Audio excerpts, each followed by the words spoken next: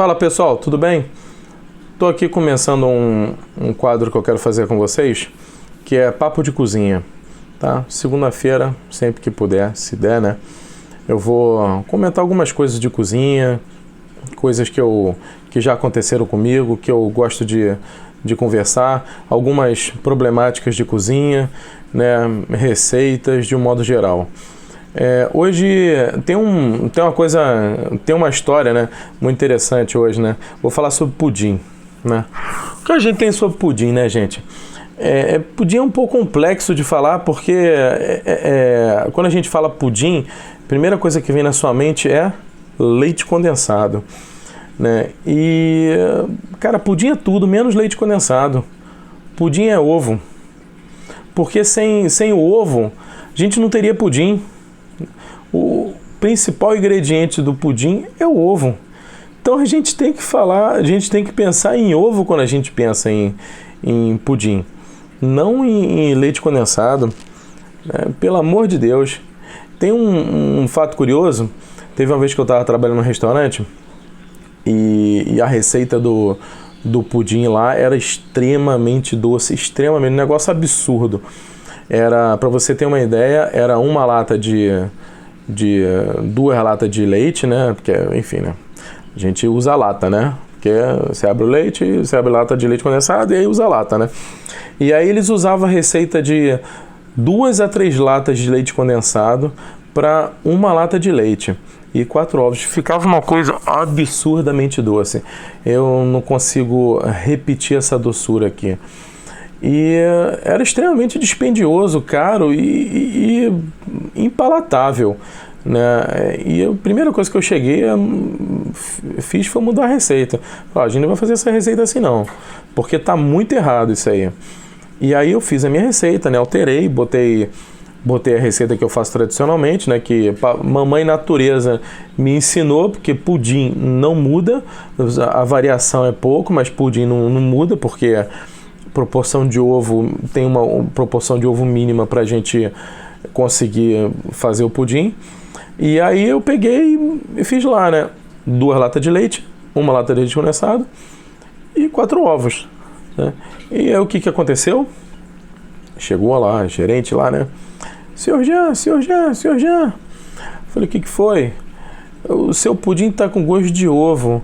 Aí eu falei, que bom que tá com gosto de ovo, né? Você queria que tivesse gosto de quê? Catapora, né?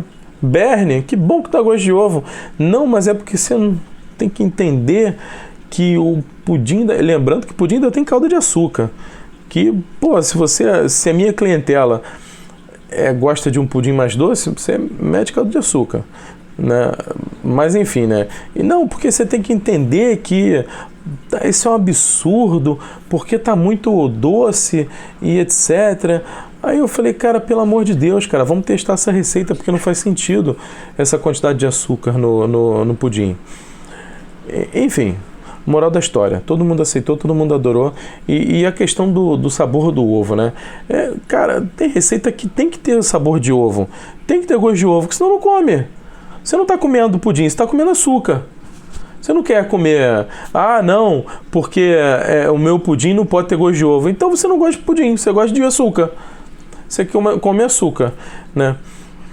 Então é esse o recado, né? A gente primeiro tem que avaliar que o pudim ele é feito de ovo. Então ele vai ter gosto de ovo, não adianta. Aí vamos para uma parte interessante, né? Que o pudim com leite condensado é extremamente recente. Extremamente recente e para você ter uma ideia, o pudim já existe há séculos. E a receita ela vai sempre variando, cada país tem o seu jeito de fazer o seu, abre aspas, pudim, né? A gente tem na França o crème brûlée, que é um pudim, não deixa de ser um pudim. E o que a gente tem quando ele veio para cá, né? A receita do crème brûlée começou a ser alterada até se transformar no nosso pudim. Só que o que acontece? Né? A revolução da gastronomia brasileira, quer dizer, Com a ascensão da gastronomia francesa, né, no século XIX, por volta de 1800 e alguma coisa, né, começaram a se importar no Brasil muitas receitas francesas, né? E aí começa a aparecer o pudim na gastronomia brasileira, né? Só que o pudim, ele é feito, naquela época, ele é feito de leite, açúcar e ovo, e favas de baunilha, né? Então a gente tem o quê? Uma receita que não tem leite condensado, não existe.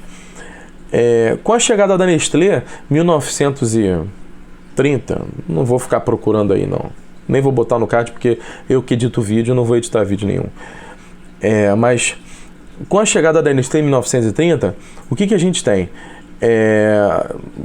A gente tem a introdução do leite condensado no Brasil, isso por volta de 1935, alguma coisa assim, né?